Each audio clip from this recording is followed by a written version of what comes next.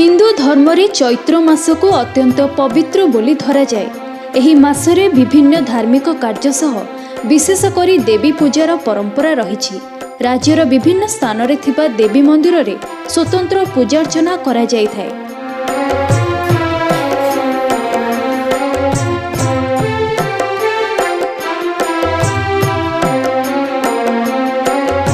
आमे आज आपणको सही भली एक मंदिर संपर्क रे कहिबाकू जाउछु, जेउठी भक्तंक सबु मनस्कामना पूर्ण हुए बोली विश्वास रहिछि। एमिति एक प्रसिद्ध मंदिर रहिछि भद्रक जिला तिहिडी ब्लॉक नरेंद्रपुर रे। माँ पाटण मंगला मंदिर। एठी माँ को पाटुआ बेसरे सजाई माटी घोड़ा अर्पण करी जहाँ मानसिक करा जाए ताहा पूर्ण होइथाय बोली भक्तंकर विश्वास रहिछि।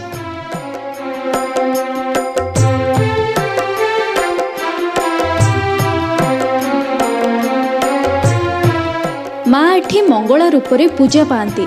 आसंतु जानिबा एही पुरातन मंदिर विषय रे। पाखापाखि 500 वर्ष पूर्वे एही मंदिर निर्माण करा जायतिला बोली स्थानीय लोके कुहंती। विश्वास रहिछि जे धनेश्वर सौदागर नामक जणे व्यक्ति सुदूर लंका बा वर्तमान श्रीलंकारु माँ को आनी एठारे स्थापना करथिले। ये रावण पूजा करुथुबा लंकार अधिष्ठात्री देवी लंकेश्वरी बोली मध्य मान्यता रहिछि। प्रत्येक दिन सकाळ 6टारे माँ को पहड़ नीति आरंभ हुए। प्रथमे मंगल आरती पर माँ महास्नान होई पूजार्चना आरंभ हुए। माँ प्रसिद्ध बड़ पर्व हेउची पणा संक्रांति। एही दिन हजार हजार भक्तंक समागम होइथाए।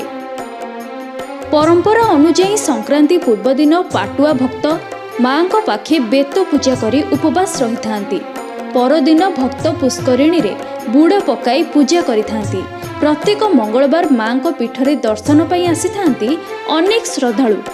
मानसिकधारी माँ को लाल मंदार फूल लाल शंखा सह माटी घोड़ा अर्पण करिथांती। पूर्वी चाଳ छपर घरे माँ रही पूजा पाउथिले। सूचना अनुଯାयी दीर्घ 70 वर्ष पूर्वरु राजा राजेंद्र नारायण एठारे मंदिर निर्माण आरंभ करथिले, जार मुंडी मारिथिले शैलेंद्र नारायण। एठारे थिबा पुष्करिणी को नहीं मध्य अनेक किंबदंती रहिछि। वर्ष वर्ष पूर्वरु गरीब लोक माने माँ को स्मरण करी पोखरी को देखि जहाँ मांगुथिले ताहा पूर्ण हेउथिला बोली कुहा जाए।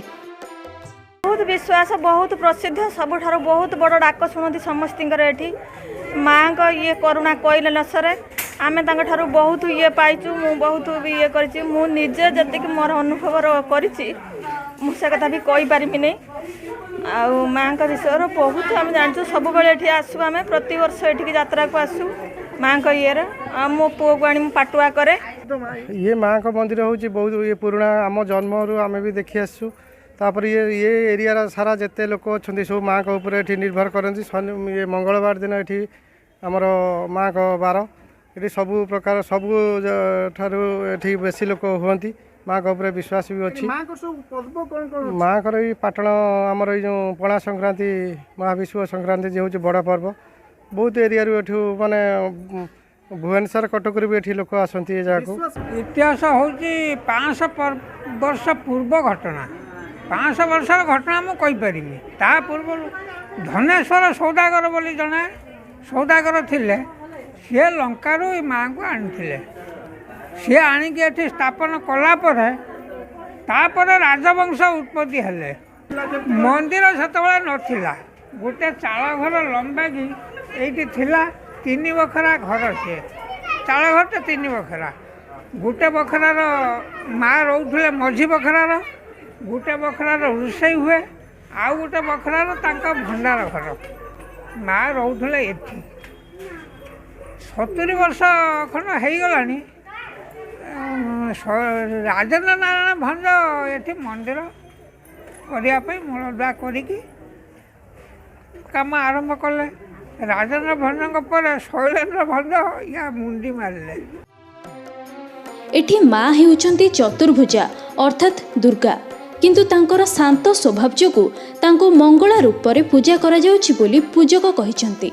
चैत्र मास रे पड़े जी तो बहुत विश्वास मु भी 20 वर्ष पूर्व ये आसती मानसिक करके जाइली आज पर्यंत भी मोर माँ को पूरा संपूर्ण विश्वास अच्छे सबू क्षेत्र ही माँ मत बहुत साहय कर सब डाकिदेले से तत्क्षणात तो शुणती सी पटुआ तो जो संक्रांति जो हुए पर्व हुए पाटु बहुत मात्रा पाटुआ से उपवास रखिक आसिक ये करती आटी घोड़ा भी दि जाए ये सकाल 6 खोला हुए पूजा आरंभ हुए